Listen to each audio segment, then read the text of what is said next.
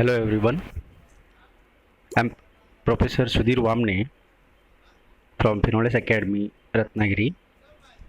Let's start with the presentation on power quality improvement. Basically, there are many causes of a bad power quality.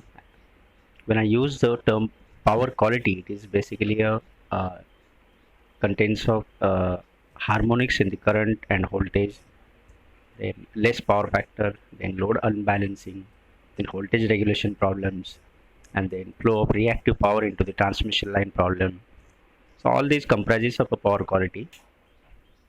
Now, reasons to a bad power quality is the use of non-linear loads such as TV, fridge, etc.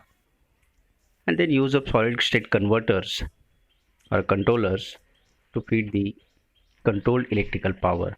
So you can see a single line diagram from source to load. Here I have connected linear as well as non-linear load. So because of non-linearity present in the load, no doubt the current flowing through non-linear load contains some harmonics. But basically current flowing through linear load, at least it shouldn't have any harmonics, I mean harmonics free. But as I have connected non-linear load, so current flowing through linear load also contains little bit harmonics. So there are different effects of a bad power quality. So definitely harmonics will be present in the power lines through voltage as well as current. There will be a lot of power loss, then interference with the side-by communication lines, then maloperation of electronic equipments which are operated at very low voltage, then overheating of equipments like capacitor, transformers, electrical equipments, which reduces their mean lifetime as well as their efficiency. And because of unbalancing, there will be excessive neutral current flowing through system which causes low efficiency and then poor power factor. So these are different effects of a bad power quality. Now the traditional way to cope up with this bad power quality, we use passive filters, which is used to reduce the harmonics through current and voltage, and also to improve the power factor. This is what its advantage, but disadvantage is what their size is fixed one.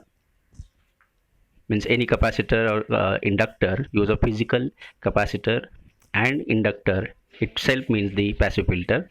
So their compensation size is also fixed. Those are of a very large size and there will be a resonance problem. So to cope up with these disadvantages, we have derived the active filter. There are three types of active filter. One is converter type based, second is topology based, means how we connect into the system, and then number of phases based. So converter type based means CSI and VSI, current source inverter and then voltage source inverter, and topology based if we connect in a shunt fashion or series fashion or combination of shunt series. Then number of phases based on single phase, three phase, and then again in three phase star or delta, that is a 4-wire or 3-wire system.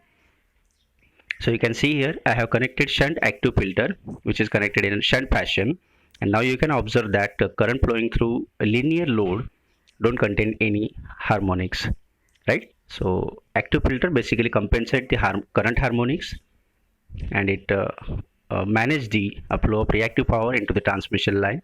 It also improve the power factor, and third is it balances the load. Now basically control strategy is the heart of any filter. It is divided into three sections. We'll look into that later on. Now how to get the compensating signals actually. So that comes with the derivation of compensating signals. So yes, we can derive the compensating signal into domain, that is frequency domain and then time domain. Both have advantage as well as disadvantage. So frequency domain basically consists of, this is based on the Fourier analysis of a distorted voltage or current signals, but it requires a little bit large time. And time domain based on the simple algebraic equations or a transformation, so they are of a good time response. Now in a time domain, again there are 4 methods. One is the FBD, second is the DQ theory method, and third one is the PQ theory method, which is also called the instantaneous power theory. In this presentation we are concentrating on only PQ theory method.